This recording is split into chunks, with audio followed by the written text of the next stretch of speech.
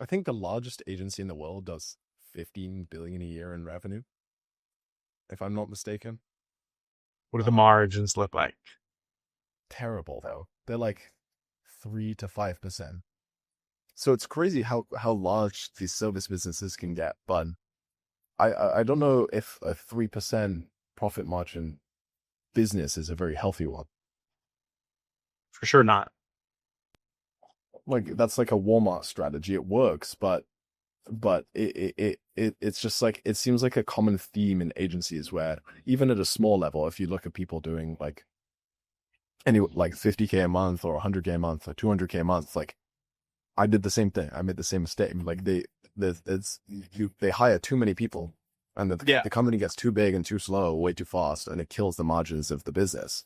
And it's really hard to keep growing it past that point or really invent anything new. Yeah. I think one of the biggest things when growing an agency is to always try and be as lean as possible. Obviously, easier said than done, but um, the leaner you can keep things, the more clients you can assign to a client success manager, meaning the less client success managers you need at scale, or clients per setter, and certain things like that. And I think the big thing to focus on is definitely the system behind what your setters or client success managers or whatever are using, because the better systems they have to help them is they do their task and their job quicker, the more people they're going to be able to handle, more lean your team can be at scale. 1,000%. By the way, your camera setup is looking nice. Thank you. And then the lighting's kind of iffy, but hey, well, next episode will be a lot better. Got that like 50% shadow. Yeah, I got like a light blinding me over there, and then like no light over there. So I love it, dude. maybe I'll move Camera that. ready. Yeah. But yeah, it's interesting. I mean, like, since we've both done it, like, what when you were starting to scale your agency, what you've cut your team, your front end team back from what 12 people to 2 people or something? Oh yeah, I mean, I think at our peak we maybe had 15 setters on the front end. Crazy. And the first things first is a lot of these people are just sitting around doing. I mean, probably half the team is barely making 1,000 calls a month. It's like they're not even there, pretty much.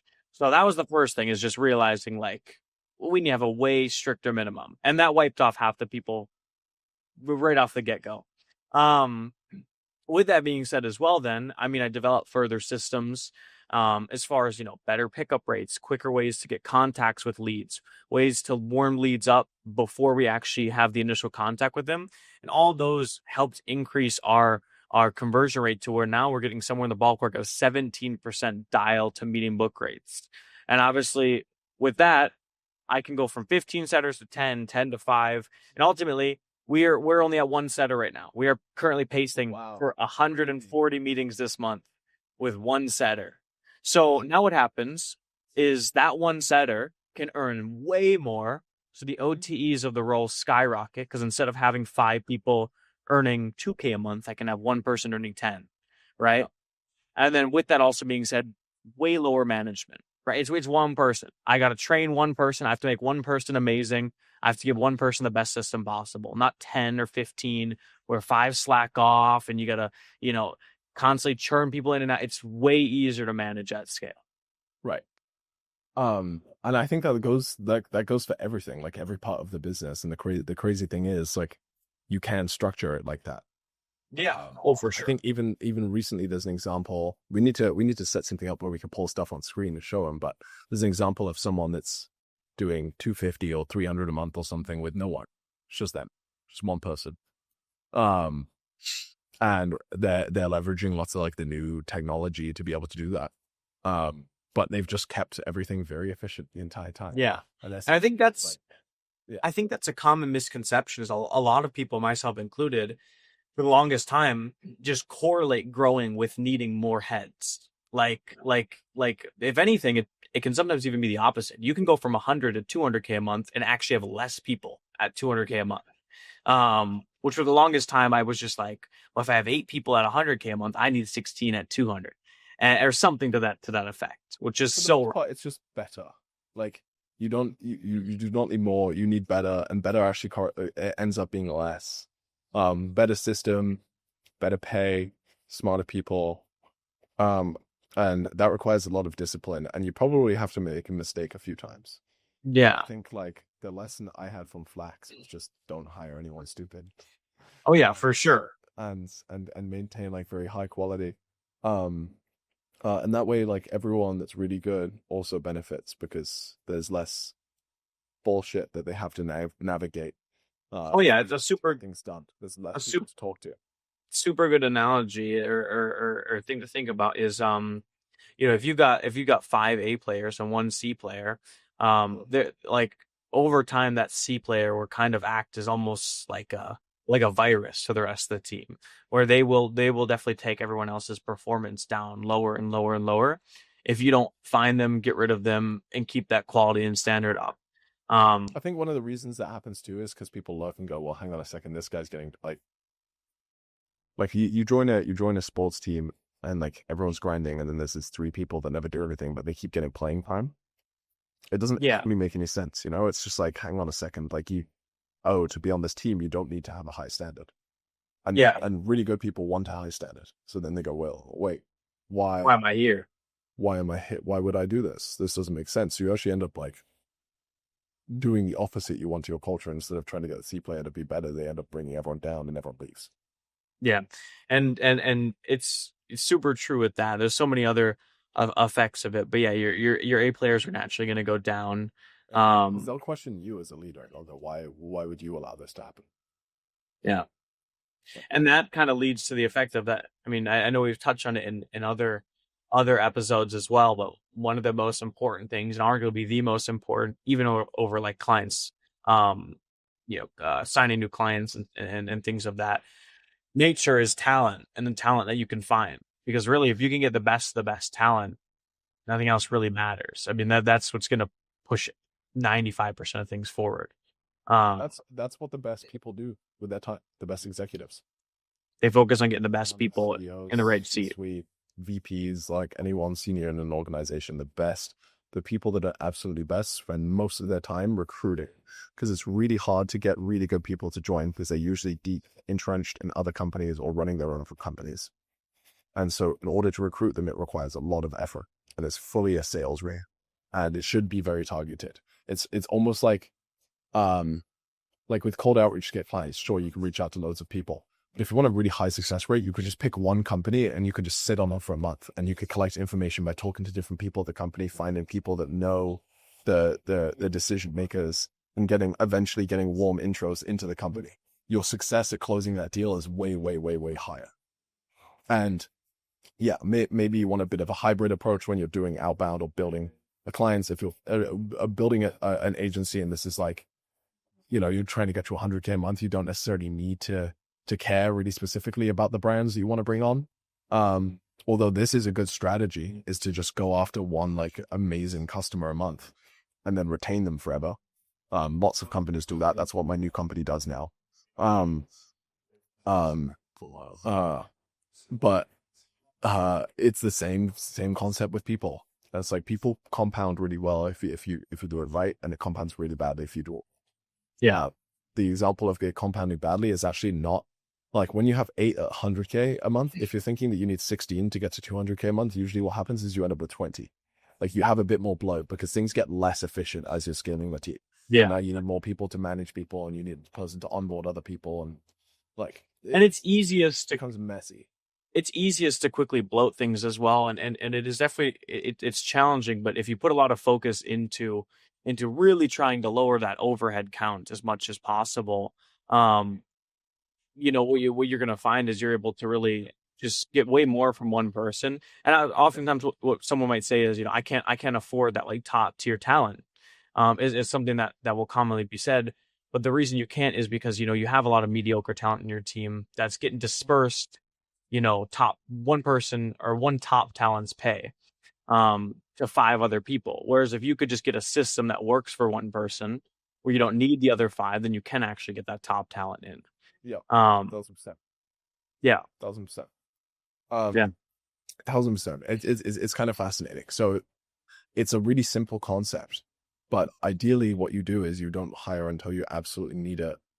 And when you absolutely need it, the first thing you should do is try to delete the tasks you're doing, or the company is doing, and just remove them as an option entirely. And usually, especially in early days of an agency, I think people tend to add more services or add things that they're doing all of the time. That's That not actually gives them more work, and lots of it is like not very impactful to the bottom line result of the client or whatever the agency exists to do. So you delete stuff to start, and that usually frees up a lot of time. And once you've deleted, then you can start automating processes that you repeat a lot. And once you've automated things, then you can explore hiring. Yeah. And then you hire people that are really smart and are really good at building new things instead of just doing shit. And if you have a bunch of people that are building stuff all day long, you're constantly automating new systems, and your main service is constantly improving. And that itself is what compounds the fastest. And that's when you put yourself in a position where you can pay everyone really well, you can get really high quality to people, you can fire the bottom performers comfortably, and you don't need to stack a team of C players, because the reality is almost every agency I've ever looked at is a team full of C players. And that is like an uncomfortable truth that if you're listening to this video and running an agency, you need to accept and look at your team and go, hang on a second, if I just took what 3 people were making and gave it to one amazing person, then I would probably grow a lot faster as an agency. I would deal with way less bullshit. I wouldn't have to manage people as much, and I would end up with a much better product and output coming from that one person. And what normally happens is when you work with really good people and, not inherently stupid people on your team, you actually enjoy the business a lot more as well. So you want to work in it a lot more. Where sometimes if you have a team that you feel is just bogging you down and like a weight underneath you, it can be very, very, very unmotivating to work on the business because you almost get to resent it. So, yes, yeah, completely. Yeah, so you can 1,000%, especially if you're like a high, like if you're doing this, you're probably already, and look at that AI camera just zooming in on me. If you're doing this, you're already probably a very high agency person already who has quite high standards. And there's the typical like online business advice is from people that aren't that advanced most of the time. So it's not very good. And they encourage you to just hire a VA to do your personal assistant tasks or whatever it is. And then you end up with a bunch of people doing subpar work that barely saves you any time. Because the amount of time it takes to train and then manage and then fix everything that's broken is just not worth it at all. So instead, you're better off hiring the really, really, really high quality person that does it all the way, that does the job correctly. And not only does the job correctly, but finds ways to automate it, delete it, or make it take such little time that they can then go and work on a bunch of other things too. So they are able to expand the amount of context and the amount of stuff that they do. Or do their one thing really well. It just keeps getting better and better and better and better and better until you have everything. If you apply that to every part of the business, everything is super high quality. And as you do that, that's when you compound. I think the best, a small team then. I think the best actionable step for everyone watching this is to write down every single team member that you have, score them on a scale from 1 to 10, and see how many, and how many, number one, that you could remove and keep the systems rolling perfectly fine, and who you could give more work to and or give them better systems to handle more. And if you have no one and you really need a lot better talent and you need to really focus on that, or if you do have the right people in place, go to them and pitch them that idea and get them bought in on it. Because I'm sure if you come to them and say, hey, I've got a plan for you to 3x your earnings in the next 60 days, they're going to be very on board for that. Yeah. And always be looking to cut the fat, trim what's not needed. Yeah, 1,000%. So you've done it to your own team. And like, there's a great example. We did it at Flats. Like, there were lots of good people that we cut as well, but we generally just cut the team size down and focused in on, as best as we could, the people we felt that were best for the new functions that they were going to handle. Yeah.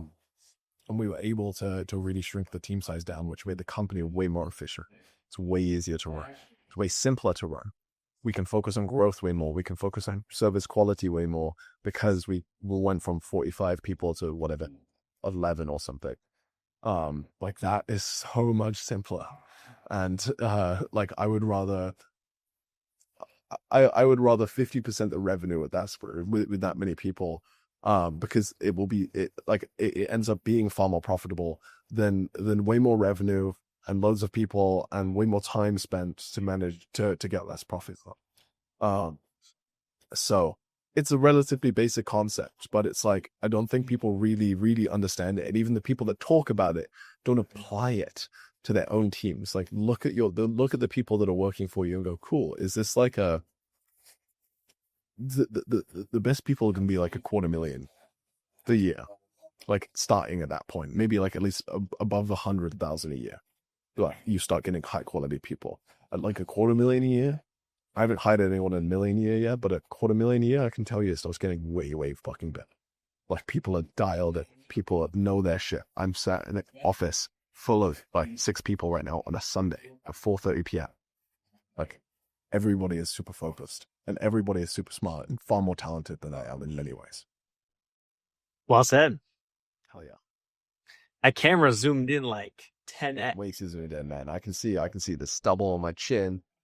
Oh no, I can see a unibrow growing. It's terrible. These cameras. Oh yeah, but this is good. I think like it's also very cool. I think we're making great progress with OB on a completely separate topic.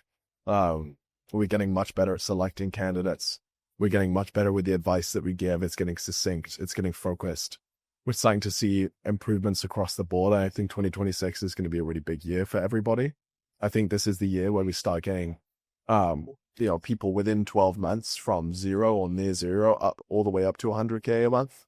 I think that's when we'll start seeing those case studies. And I'm talking about 100K a month consistently, not just like a one-time 3 months. I closed a few deals. Now I hit 100K, but actually building a 100K a month agency, high profit margins, solid. Yeah, that's another big thing to mention is profit margins. A lot of people hit 100 and they make 10, 20.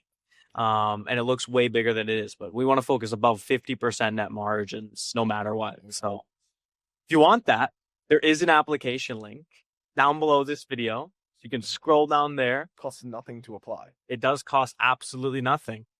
And you got a chance to substantially grow the business. I don't think that's a bad trade-off. Do you? I think it's good. I'm pretty biased, but I think it's pretty. I think no matter what, person watching this video should go down in the description, apply, see where it takes you. Oh yeah. Cool. Boom. Well, thanks for watching. We'll see you guys next week. Bye-bye. Later.